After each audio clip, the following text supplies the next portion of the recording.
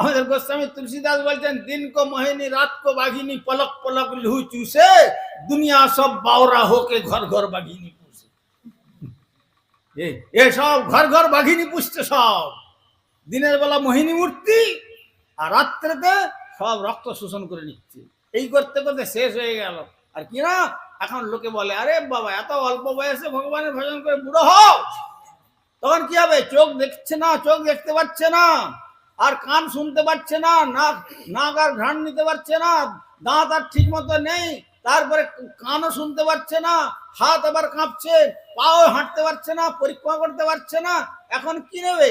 এখন কি করে ভগবানের ভজন করবে? এখন তো নিজেই অকর্মণ্য হয়ে পড়লে। তখন বললে, এই যেন বাতাসে খইগুলো উড়ে যাচ্ছে, ধরতে পারছে না, উড়ো খই গোবিন্দায় নমঃ। এইরকম করলে আর হরিভজন হবে না।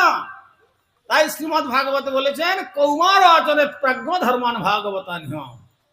কৌমার কাল থেকে যদি উপযুক্ত পিতামাতা হন, তাহলে 5 বৎসর বয়স যখন সন্তানের হলো, তখন থেকে ভগবত ভজনের শিক্ষা প্রদান করবেন।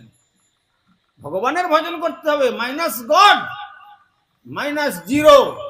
Whatever you may be number 1 hero of the world, but spiritually minus zero. তুমি জগতের বিশ্ববিখ্যাত বড় শক্তি সম্পন্ন হলেও আধ্যাত্মিকতার বিচারেতে মাইনাস জিরো। যারা এলজেব্রা পড়েছেন তারা জানেন, মাইনাস জিরো হলে তার আর কোনো মূল্য থাকে না। প্লেন জিরো হলে তবু তার যদি বাম পাশে ফিগার বসিয়ে দেওয়া যায়, তখন কি হয়? একটা জিরোর বাম পাশে ফিগার বসালে 1 বসালে 10 হয়ে যায়। তারপরে যত জিরো বসিয়ে যাবে তো 10 গুণ 10 গুণ বেড়ে যাবে। কিন্তু মাইনাস যদি তার আগে চিহ্নটা যদি বিয়োগ চিহ্ন থাকে, তার ওই জিরোর আর কখনো ভ্যালু থাকবে না। তো তেমনি আমরা যদি আমাদের জীবনে শ্রী ভগবানকে বাদ দিয়ে দিই, তাহলে সব শেষ হয়ে গেল।